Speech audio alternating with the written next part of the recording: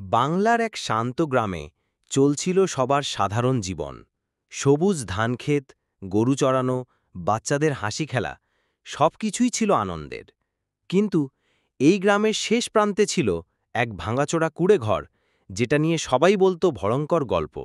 রাতের অন্ধকারে গ্রামের উঠোনে বসে গল্প করছিল সবাই।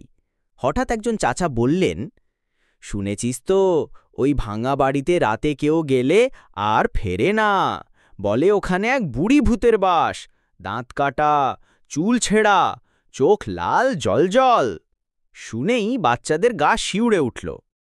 পরের দিন গ্রামের ছেলেরা নদীর ধারে বসে ঠিক করল, আজ রাতে আমরা ওখানে গিয়ে দেখব ভূত সত্যি আছে কিনা। কেউ ভয় পেলেও কৌতূহল সবার চোখে মুখে। অন্ধকার রাত, ঝিঝি পোকার ডাক, হাওয়া বইছে। ছেলেরা লণ্ঠন হাতে আস্তে আস্তে এগিয়ে গেল ভাঙা বাড়ির দিকে।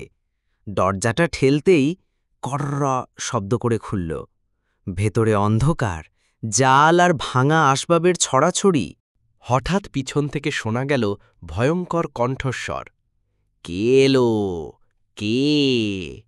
ছেলেরা ঘুরে তাকাতেই সামনে দাঁড়িয়ে এক ভয়ঙ্কর বুড়ি, চুল ছেঁড়া, চোখ লাল, দাঁত কাটা হাসি। আর সে বলল, আমার বাড়িতে কে এলে? অনেক দিন খাইনি, আজ তোমাদের খাবো।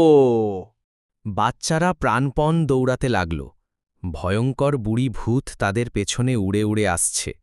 গাছের ডাল ভাঙছে, রাতের প্যাঁচা ডাকছে, ভয় আর চিৎকারে কেঁপে উঠল চারপাশ। হঠাৎ গ্রামের এক বৃদ্ধা হাতে লাঠি নিয়ে এসে বললেন, থামো, তোমার মুক্তি হবে। তিনি মন্ত্র পড়ে জল ছিটাতেই বুড়ি ভূত চিৎকার করে ধোঁয়ার মধ্যে মিলিয়ে গেল।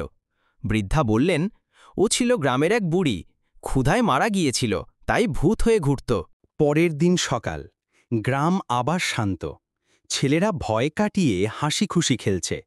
সবার মনে এক শিক্ষা: কৌতূহল কখনো কখনো বিপদ ডেকে আনে, আর অন্যের কষ্টকে অবহেলা করা ঠিক নয়।